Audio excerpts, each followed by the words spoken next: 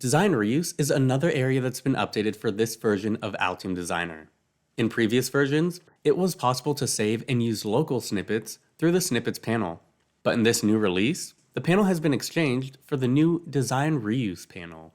In addition to working with snippets on your local machine, this new panel allows you to create, store, and access design reuse blocks in your Altium 365 workspace. This means you get all the benefits of collaboration, lifecycle, and revision management. The Design Reuse panel will display important information including the reuse block creator and revision. You can quickly find the reuse block you need by using the filtering options. Sort by name, release date, type, or search for the block using the search bar. While searching, enlarge the view to verify the correct reuse block. And when you're ready for placement, simply press the Place button to position either the schematic or PCB segment into place.